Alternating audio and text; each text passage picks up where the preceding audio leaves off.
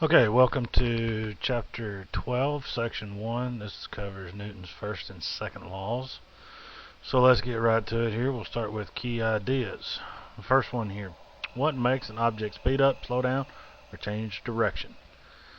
What determines how much an object's speed slows up or slows down?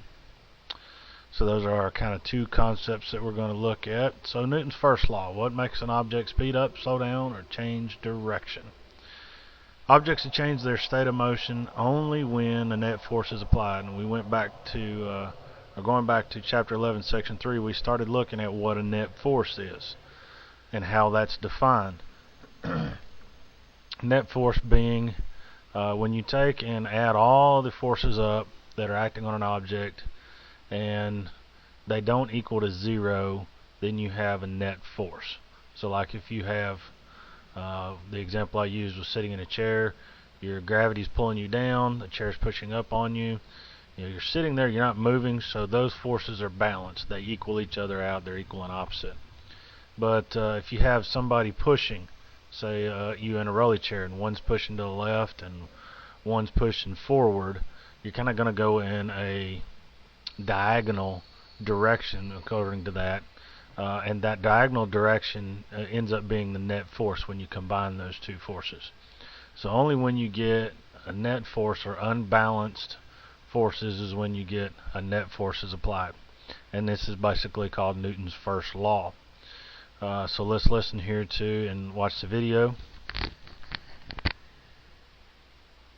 A puck on an air hockey table rests on a cushion of air blown upwards through small holes in the table's surface. The downward force due to gravity is exactly countered by the upward force of the air on the puck. The net force on the puck is zero. When no net external force is acting, an object at rest remains at rest. An external force, such as an impact or push, causes the object to move. It will continue to move at constant speed in a straight line until another external force, such as the force applied by the wall during a collision, causes the motion to change.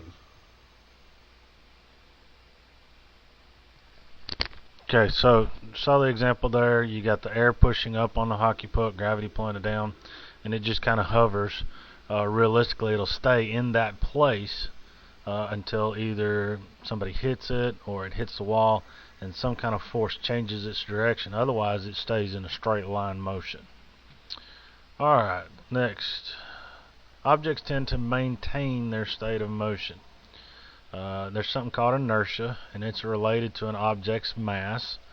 Inertia is basically the tendency of an object to resist a change in motion unless an outside force acts on that object. Seat belts are something that helps with your body's inertia or tendency to resist its change in motion. Seat belts and car seats both provide that protection. Car seat is when the car takes off, the seat actually pushes you forward because it's attached to the car and the car is moving you forward. And seat belts resist your change in motion as you're coming to a stop, especially if you're coming to a stop fairly fast. So when a car comes to a stop, your seat belt and the friction between you and the seat provide the unbalanced backward force that's needed to bring you to a stop as the car stops. That's why if you're not wearing a seat belt, it will tend to, especially in a wreck, it will tend to throw you toward the front of the car. That's why seat belts have become such an issue in a law. Alright, so we got another video here on mass and inertia. Let's listen to this. To illustrate inertia, let's look at a kickball and a bowling ball. The kickball is hollow and has little mass. The bowling ball has a lot of mass. Let's apply a force to the kickball. The kickball has little inertia because of its small mass, so a force will cause it to accelerate rapidly. The bowling ball is very massive. Its large inertia causes it to resist changes in motion. Okay, so the larger the mass or the more massive something is, the more it resists changes in motion. So like something's very lightweight, you can change its motion fairly easily because it has a low mass and therefore a low inertia. You have a large mass, it takes a very long time or a lot more force to actually get the thing to move or to slow it down. Imagine a train with a whole bunch of cars. It takes a long time to get that train to moving. It's very slow getting moving, but once it gets moving, it's very difficult to stop. Alright, Newton's second law. What determines how much an object speeds up or slows down? So, net force. Net force is equal to the mass times the acceleration of the object. The unbalanced force on an object determines how much an object speeds up or slows down. So this principle is called Newton's second law. And the equation for Newton's second law is written as net force is the mass of the object times its acceleration, or in short, F equals m times a. So force is measured, the units of force are measured in newtons. A newton is basically a kilogram, which comes from mass, and a 1 meter per second squared, which is a unit of acceleration. Alright, for equal forces, a larger mass accelerates less. So let's say if you've got a smaller fast, if you have equal forces here pushing, if you'll notice the difference between the two pictures, this football sled does not have any extra weight on it. On the left and on the right hand side, it's got 3 players standing on it, so it's added mass to it. So on the left side, they're pushing with equal strength. They'll push it faster, it'll have a greater acceleration. On the right hand side here, it's got a larger mass. Even though the force of these 2 football players is the same, they will accelerate less because there's more mass on the sled. Okay, for equal masses, a greater force produces a greater acceleration. So if you have 2 equal masses, the car, person inside of it is the same mass. If you have just one person pushing with this kind of a small force, it'll have less acceleration. If you get more force, more people pushing it, it's got greater acceleration. It'll accelerate faster. So they're related there in it. The same mass, greater force, greater acceleration. If you have the same, let's see here, same.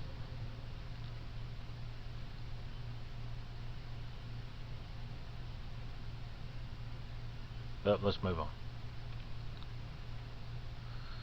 Okay, let's watch this little video here.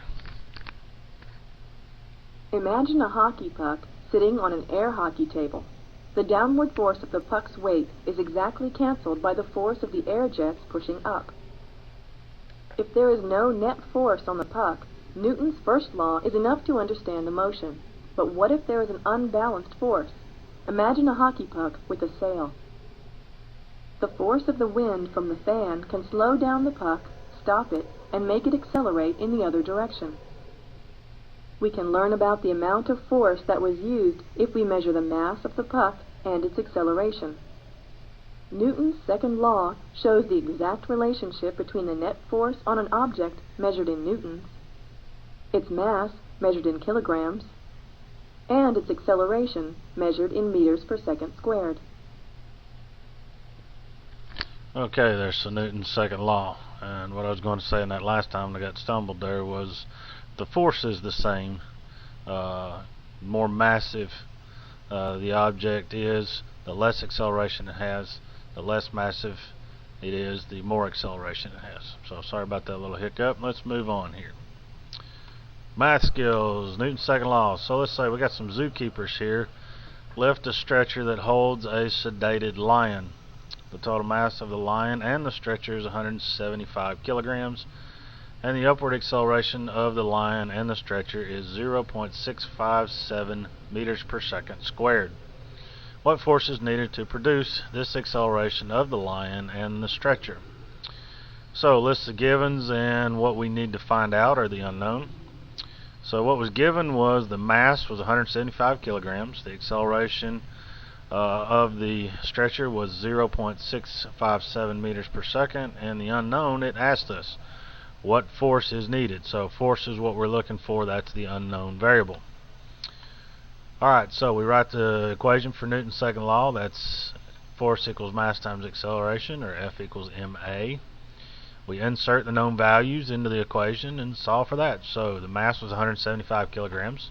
The acceleration was 0.657 meters per second squared. When you multiply those two, you get 115 kilogram times meters per second squared, which is the same thing as a newton. So you have force is equal to 115 newtons. Alright, so Newton's second law can also be stated as follows. The acceleration of an object is proportional to the net force acting on the object and inversely proportional to the object's mass. Basically saying the stronger a force is, the more acceleration you have. The more massive an object is, the less acceleration you're going to have. That's kind of restated what that says there. So acceleration is force divided by mass. That's just a rearranging of the F equals ma equation, or force equals mass